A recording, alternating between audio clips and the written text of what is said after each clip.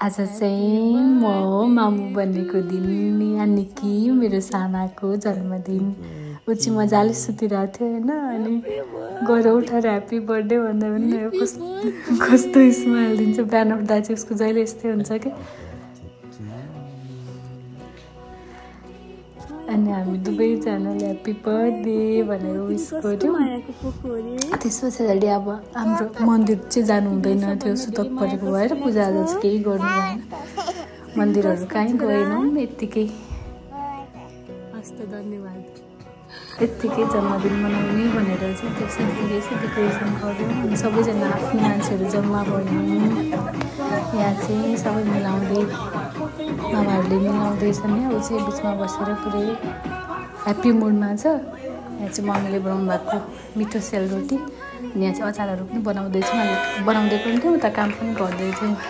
अनि अब केक काट्ने बेलामा चाहिँ उसको मुड अलि अफ थियो। उसलाई चाहिँ धेरै झिङझिङ भए जस्तो निन्द्रा पनि लागिरहेको थियो। त्यही पनि पछि चाहिँ खुसी नै भयो। अनि त्यस पछाडि हामीले केक काट्यौँ। छेउको चाहिँ उसको फेभरेट मुसे दादा, अनि चेरी खाएको, उसलाई चेरी पनि झरेछ। उसको यो बेलामा चाहिँ अलिक मुड अफ भएर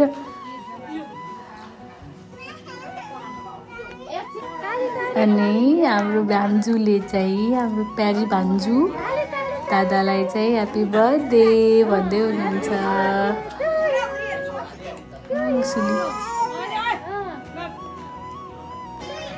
त्यस पछाडि यहाँ कविता दिदी र मुसे दादाको अनि सानी आन्टीको, रेसिका दिदीको सबैजनाको डान्स सुरु हुन्छ।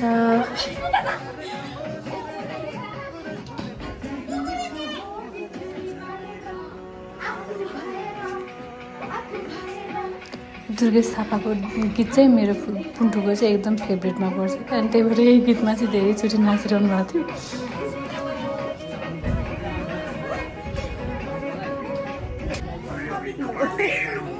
अनि यो चाहिँ बबाल बालाको है, कविता दिदीको बबाल बाला डान्स। यो चाहिँ उहाँ चाहिँ एकदम एक नम्बरको डान्सर हुनुहुन्छ। कसैले डान्स सिक्नु पऱ्यो भने उहाँसँग सम्पर्क गर्नु होला। अनि पुष्कर बाबुलाई सिकाउनु हुनुहुन्छ।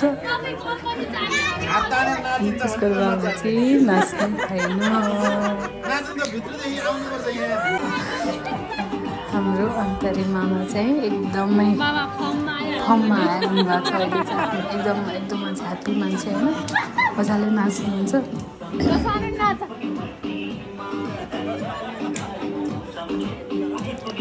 सबैजना जम्मा भयो, सबैजनाले रमाइलो गऱ्यौँ।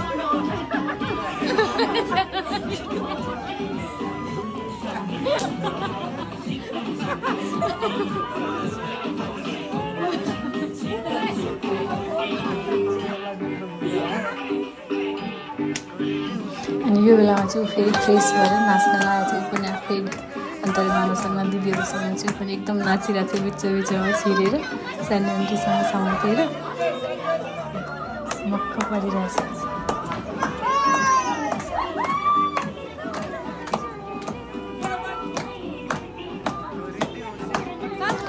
दादाहरू नाचेको देखेर बुनु पनि एकदम ताली पड्काइरहनु भएको छ, खुसी हुनु भइरहेछ।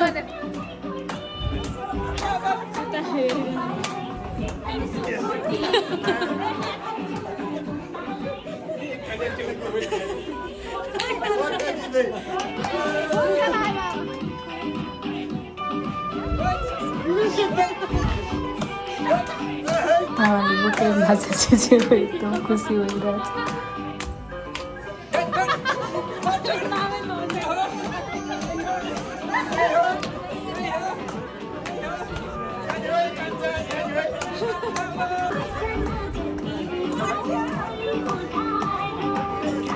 बिचमा चाहिँ उसलाई त निन्द्रा लागेर केक काट्ने बेलामा मात्रै डिस्टर्ब जस्तो देखेको थियो, नत्र अरू बेलामा चाहिँ एकदम ह्याप्पी मुडमा थियो।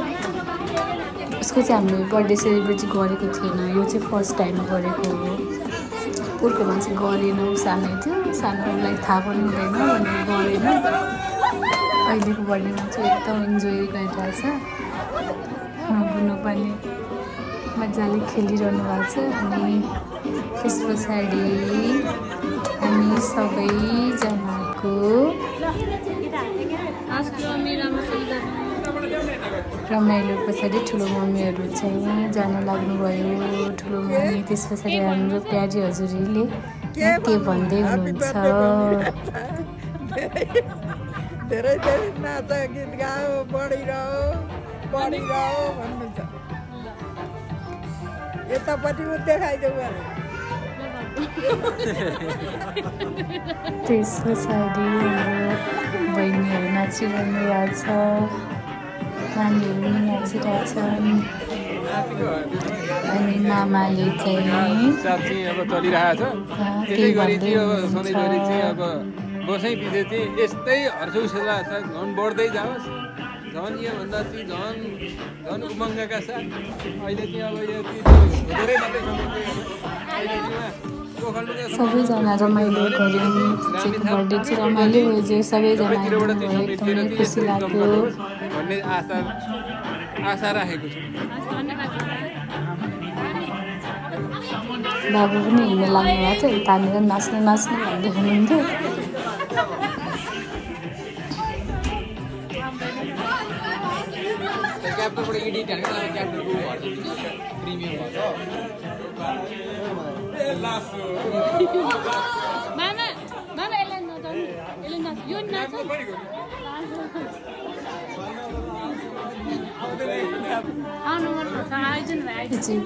सानीको विपदमा मामा ऐना हेरेर पुरै मक्ख परिरहेछ। यो चाहिँ विप्लव मामा हो, यो चाहिँ ठुलो मामा हो। अनि यस्तै भयो बर्थडे। सबैजनालाई धन्यवाद आइदिनुभएकोमा। सबभन्दा धेरै धेरै धन्यवाद साना मलाई मामा बनाएकोमा। यो चाहिँ लास्टको डान्स। अनि त्यस पछाडि हाम्रो बर्थडे आजको यस्तै भयो। हस्त धन्यवाद। Bye bye. Thank you for watching.